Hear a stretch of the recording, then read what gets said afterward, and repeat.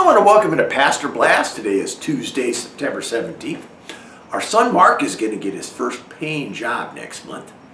He'll be going to school and then he'll be working about 8 or 10 hours a week. He's got a job coach, some really good support, and they're going to try him out at a couple different places. So he might be doing food service or retail, stocking shelves, we don't know. Kind of reminds me of my first job. I sure could have used a job coach. I went to work for Kentucky Fried Chicken in the summer of 1976 out in Billings, Montana for $2.20 an hour.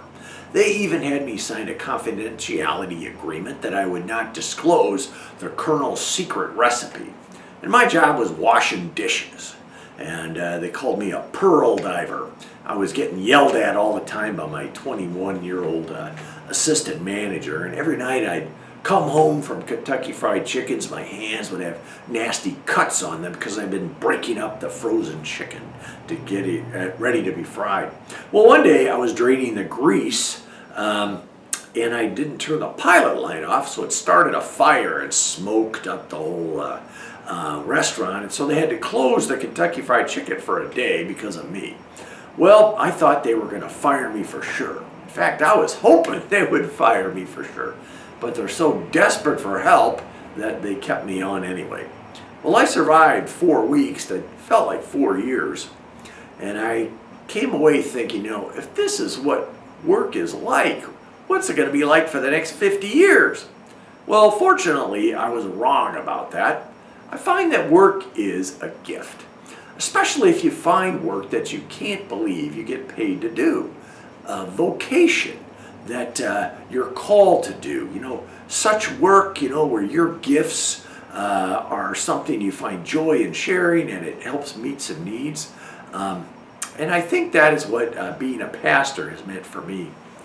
I've always loved the Genesis story because in that you see that our God is a God who works, a God who labors, a God invests, versus those other gods that are frankly pretty lazy.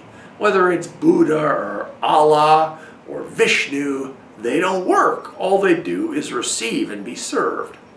Well, in Genesis, God is creating, evaluating, delegating, naming, and speaking. Every now and then, God adds a comment and he says, "This is good." It seems that God likes God's work.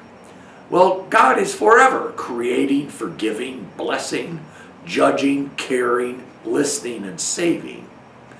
And created in God's image, we are created for work. It's kind of part of who we were designed to be.